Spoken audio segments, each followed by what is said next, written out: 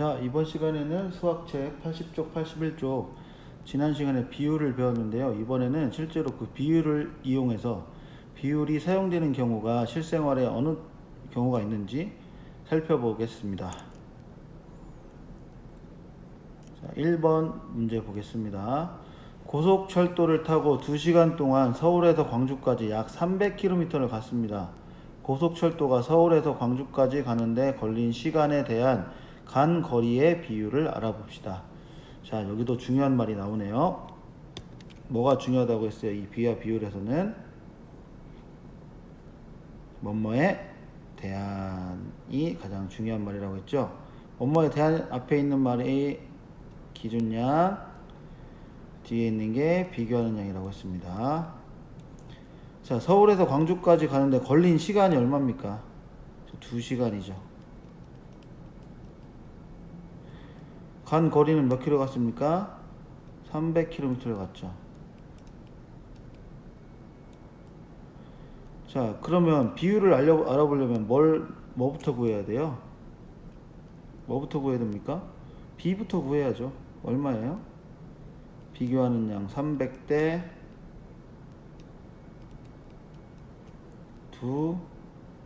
2시간. 그죠? 그럼 얘를 비율로 표현하면 어떻게 돼요? 2분의 300. 자연수로 표현하면 150이죠.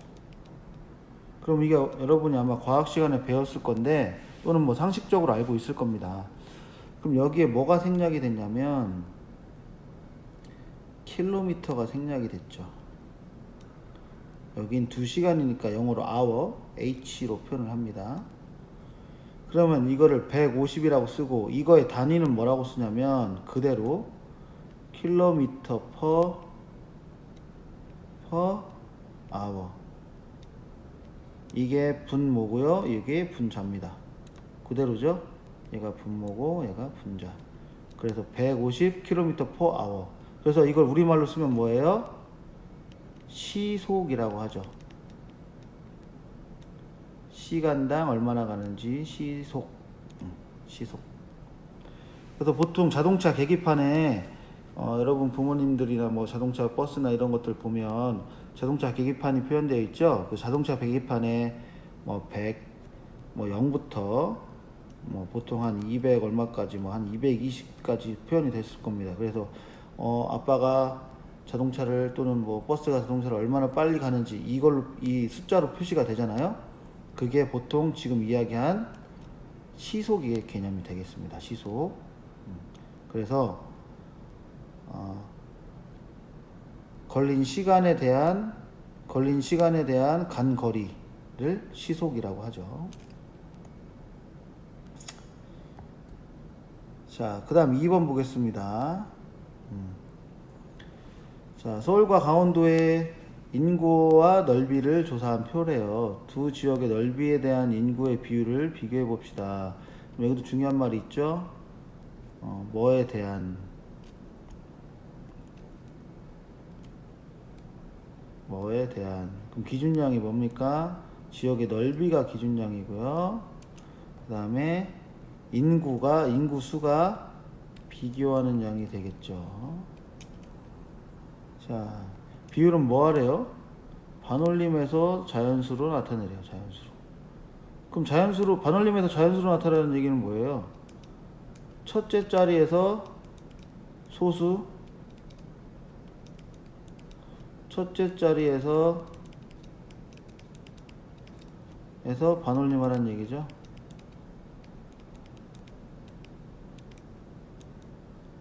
첫째 자리에서 이 계산기 표시가 있다는 얘기는 계산기를 써도 된다라는 뜻입니다.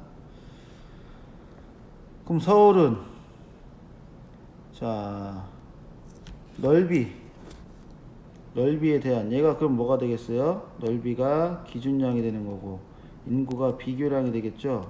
그럼 서울은 어떻게 구해요? 이게 얼마입니까? 9,857만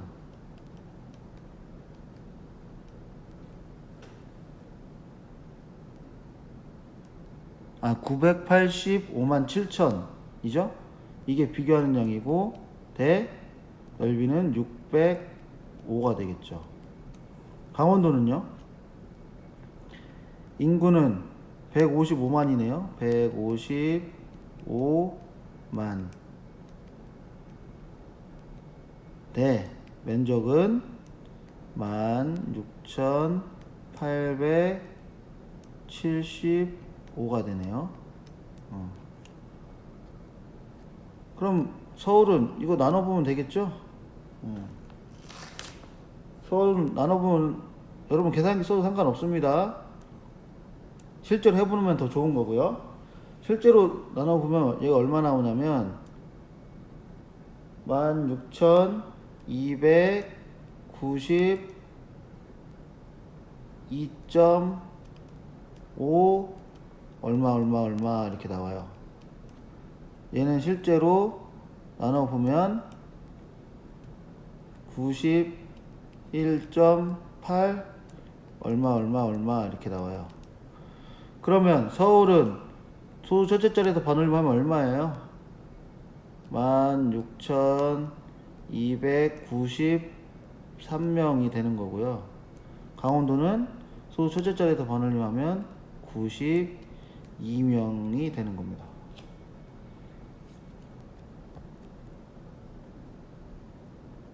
그러면 서울의 넓이에 대한 인구의 비율 아까 얘기했죠? 16,293. 강원도는요 92가 됩니다. 그럼 이게 무슨 뜻이냐면요, 결국은 이게 무슨 뜻이냐면 1제곱킬로미터에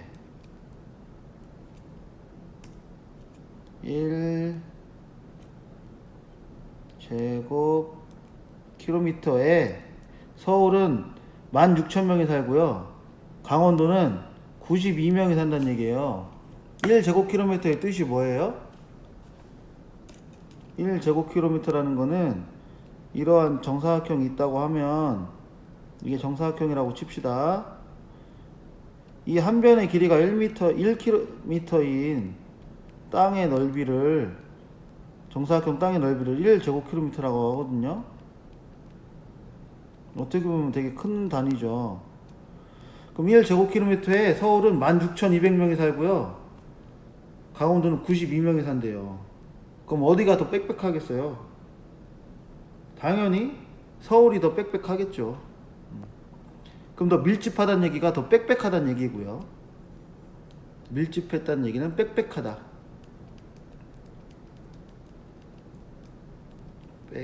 빽빽하다.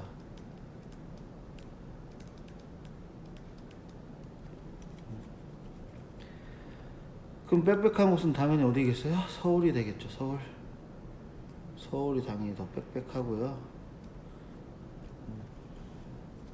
이유는 뭐라고 하면 돼요? 이걸 어려운 말로 인구 밀도라고 하거든요. 인구 밀도.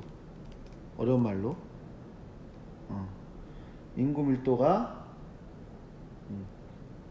인구 밀도. 다른 말로 표현하면 인구 밀도를 우리말로 표현을 하면 뭐에 대한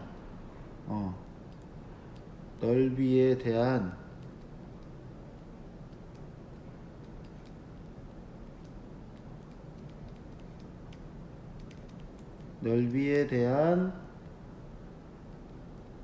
인구의 비율이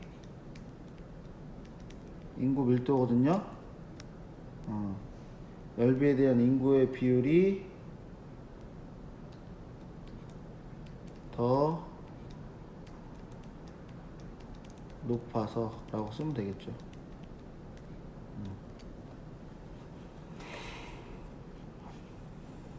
자, 그 다음 81쪽에 3번. 교실 벽을 꾸미기 위해서 흰색 물감과 검은색 물감을 섞어 회색 물감을 만들었습니다.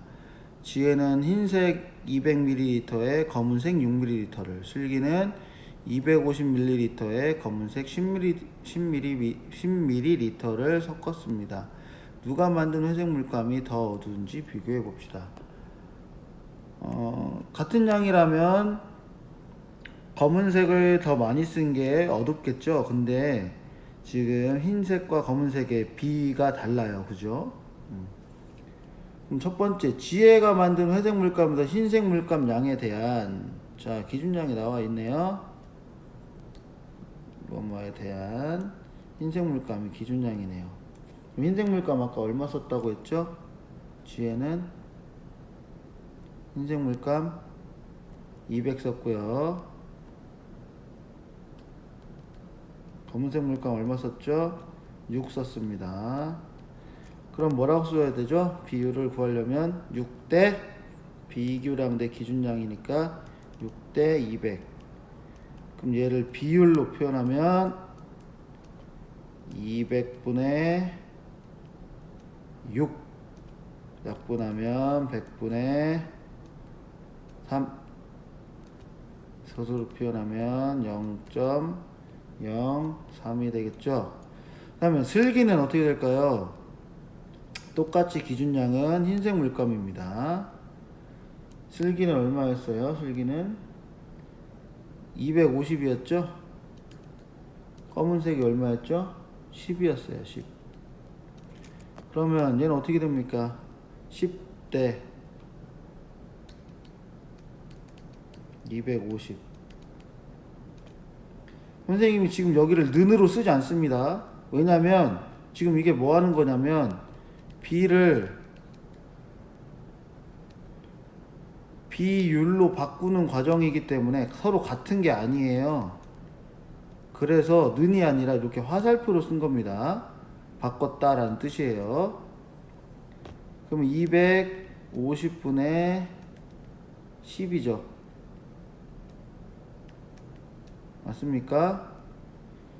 그럼 얘는 어떻게 될까요? 4를 곱해볼까요? 그럼 1000분의 40인가요? 그러면 얼마입니까? 0.04네요. 그러면 누가 더 진하다? 누가 더 어둡다? 슬기가 더 어둡다라는 걸 알 수 있습니다. 왜 그렇게 생각하나요? 슬기가 만든 회색 물감에서 흰색 물감에 대한 검은색 물감의 양의 비율이 더 높기 때문에, 비율이 더 크기 때문에 라고 쓰면 되겠죠. 4번 주변에서 비율이 사용되는 경우 알아보자. 자, 야구 선수의 뭐래요? 타율. 이거 제일 처음 시간에 선생님이 비합을 제일 처음 시간에 이야기를 했었죠. 그럼 이 타율이라는 건 뭐냐? 한번 봅시다. 뭐뭐에 대한 앞에 있는 게 기준량이라고 했죠. 그럼 전체 타수가 기준량이네요. 그다음에 안타수가 그럼 뭐가 되겠어요? 비교량. 그럼 뭐가 되겠어요? 얘를 식으로 표현하면 야구 선수의 타율은 뭐라고 쓸 수 있습니까? 기준량분의 비교량이니까 전체 타수 분의 뭐예요? 그쵸? 안타 수가 되겠죠.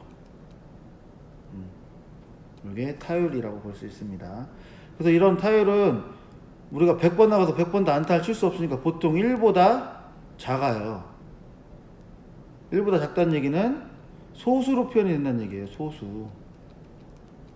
그래서 보통은 예를 들어 0.375 이렇게 표현이 된다라고 하면 무슨 뜻이냐면 얘는 1000번 나가면 375번 안타를 친다라는 뜻이고요. 이걸 보통은 어떻게 읽냐면 소수 첫째 자리를 할이라고 읽고요.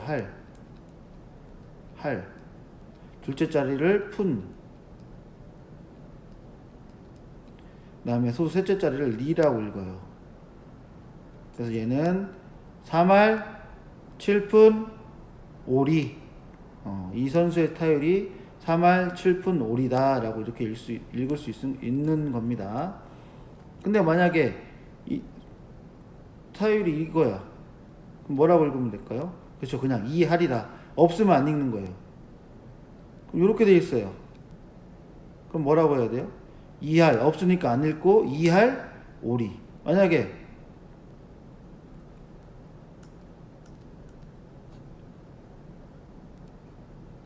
이렇게 돼 있어요. 그럼 뭐라고 해야 돼요? 이할 오픈이다. 왜? 0은 실제로는 없는 거니까. 이렇게 읽는 겁니다. 그래서 일반적으로 야구 선수의 타율은 할, 푼, 리로 나타낸다. 그래서 첫째 자리가 할, 둘째 자리가 푼, 셋째 자리가 리 이렇게 표현한다는 건 상식적으로 알고 있으면 나중에 야구를 볼 때도 도움이 될 겁니다. 그 다음에 두 번째 남자애는 뭐라고 그랬어요? 실제 거리에 대한. 여기도 중요한 말이 나와 있죠. 뭐에 대한. 실제 거리가 뭐가 되는 거예요? 기준량이 되는 거죠. 지도에서의 거리가 뭐가 되는 거예요? 비교하는 양입니다. 그럼 축척을 나타낼 수 있다. 그럼 축척은 아까처럼 똑같이 공식을 쓸 수 있겠죠. 기준량이 뭐예요? 실제 거리가 기준량이고요. 그 다음에 비교하는 양은 뭡니까? 지도의 거리를 비교량이 되겠죠. 그럼 보통 축척이 어떻게 나타내냐면 실제 거리를 10km인데 10km를 cm로 표현하면 어떻게 됩니까? 10km를 cm로 표현하면 미터로 바꾸면 0 3개, 그죠? 그 다음에 미터를 cm로 바꾸면 얼마예요? 0 2개. 지도에서는 그거를 1cm로 표현했다. 그러면 이게 그 지도의 축척이 되는 겁니다. 100만 분의 1 축척, 100만 분의 1 지도다 이렇게 얘기하죠. 그 다음 소금물의 양에 대한 여기서 중요한 말이 있네요. 소금물의 양에 대한 소금의 양의 비율로 소금의 진하기, 다른 말로 진하기를 뭐라고 그래요? 두 글자로 표현하면 농도라고 하죠. 농도. 그럼 소금물 양이 기준량이 되는 거고요. 소금의 양이 뭐가 되는 거예요? 비교하는 양이 되는 거죠. 그럼 농도는 어떻게 구한다? 기준량이 뭐예요? 소금물 양.